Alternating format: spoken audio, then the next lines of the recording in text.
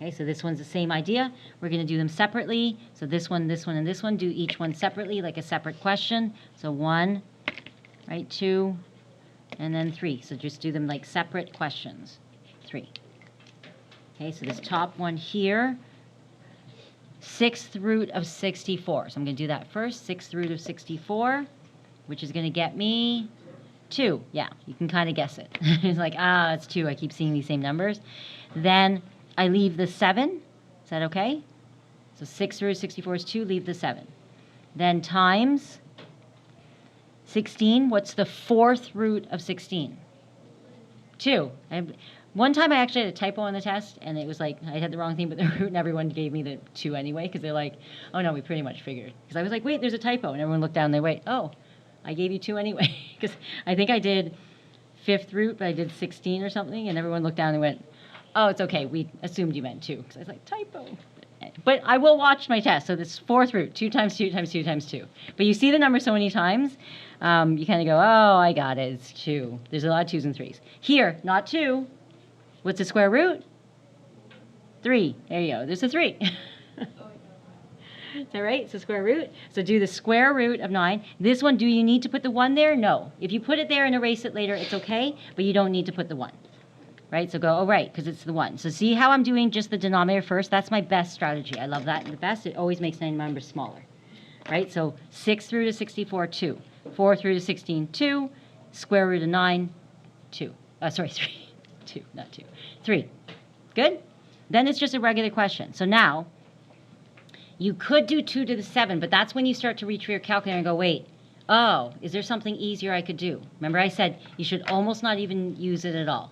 We'll bring you a picture, and you can just have a picture of your calculator. But no, just kidding. You can bring your calculator. But you kind of want to go, wait, she's asking such a big number. Is there a way I could maybe use the laws of exponents first before I start just calculating exponents? And the laws of exponents are when you multiply, you add. When you have power to power, you multiply. When you divide, you subtract. Is there any potentially laws I could use on this step to the next step? So look at the top. Just look at the numerator. Is there anything I can do there? No, don't. I don't want any of the reciprocal. No reciprocal, no flipping until the very last step. Try to resist the urge. So do not, let's put that down. Do not, should I say flip? Reciprocal until the end, last step. It's basically like the last step, very, very end. Okay, so let's all put that down, note that down. You do it too early, you're creating a lot of work for yourself. Yes. Got it? Yes. Look, bases are the same. Sorry, that one was pink, so it's distracting. Bases are the same. We do, when you multiply, you are going to add the exponents. And then look what happens when you add it. I got 2 to the 2 over 3. Do I need a calculator? No, I don't. Right? So it's just 4 over 3. So as soon as you reach for it, you kind of go, oh. And as soon as you start to flip, oh, wait. And I don't want to see this. So I don't want to see 1 over 2 to the 5 over 1 over 2 to the 3 plus 1. There's too many flips. So once you see a fraction that many. When do you want us to actually flip? And when you have nothing else that you can do with the laws. So you just taught us that to know for the very end. Very end, yes. So that, notice how, look, these are all last steps. Right? Those would be when I get to my answer. Here I had to simplify, then you can, but notice I'm not flipping until the end. Right? These were singletons. So when you put it together, try to use the laws first, then look at the flipping, the reciprocal stuff later. Yeah. Mm-hmm. Okay? So at the very, you don't want to do it at the beginning, because then you'll get fractions on fractions. Okay.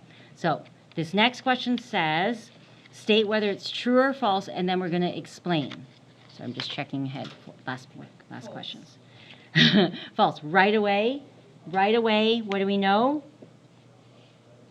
It's false because you're not allowed to bring the 1/2 in and out of the bracket. This is like 2 terms, right? Because of the plus. Right? So you would say because of the plus, you are not allowed to distribute. Okay? So we're going to say false, since cannot distribute exponent across the plus. Across, can I say across the plus? Right, so that doesn't make sense. That they're showing you, and I love this question because they actually show you a bunch of common mistakes. People want to bring that in. Remember I said people do that a lot? Okay, you can't do it. Not allowed to do it. Contrast. Okay, and then I'll show you another way. You can keep explaining this in a second, but look at this one. In contrast, can you bring in the 1/2 here? Yeah. You can, because it's multiplication. So if it's one term connected by multiplication, this you can bring it in. So this one is true. So this one is true since, right?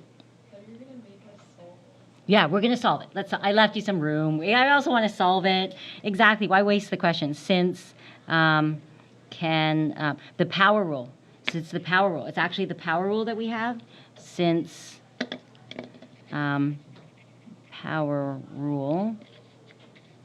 And then you can say like this. So if I had AB to the n, it gave us A to the n, B to the n.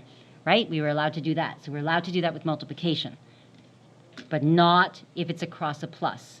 So then here, I'm going to show you why it doesn't work.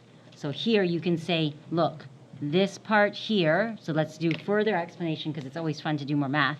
So we take this one and we say, look, this one here, this equals 5, right? So 25 to the 1/2 plus 36 to the 1/2. That will get me 5, is that right? Square root of 25. What's the square root of 36? Which gets me 11, right? So that's not the same thing. And then here, so you can do an explanation and then you can say also, look, I also worked it out. And I said, look, 25 plus 36, 1/2, using BEDMAS, tells me, oh, you could also said that. You can say it's false because of BEDMAS, right? So you can say false since, you can say BEDMAS? Yeah, so you could use that to explain as well. Using BEDMAS, then 25 plus 36 would be, what, 61? Right? And 61 to the 1/2 is square root of 60. No, not the same. They're not the same. If it's not like an equal even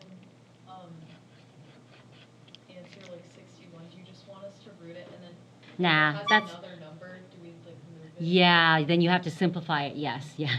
But actually, if you just stop there, not simplified, you can still prove the point that it's not Like 11. if you had like 61 to the power of 1/5, like would you do like? Nah, I would just stop. As soon as you can show that they're not the same, just show that they're not the Would same. you ever give us questions where Nah. there wouldn't be a nice perfect? Not usually with a 1/5. I don't know, but you'd be able to stop as soon as you can show me that they're not the same. Then you say they're not the same. That's 11, right? As soon as you've proven to me that's not 11, you're good to go. Yeah. Okay. So as soon as you got this part, then this one here, you can also prove it the same way. You can say, look, right? I can also show you. So I would do an explanation a little, right? So you don't want to do paragraphs and paragraphs. We don't usually like tons of words, but we can also do a little bit of explanation. So you're going to say from here, and you can say my left side. So 25 to the 1/2, 36 to the 1/2 would get me, square root of 25 is 5. Square root of 36 is 6, so I get 30. And you can use left side, right side if you want. Right, I'm dragging it, so you can say right side and left side, right? So remember we did that in grade 9, left side, right side. So you can grab left side, right side, and you would say here, so 25 times 36 to the 1/2.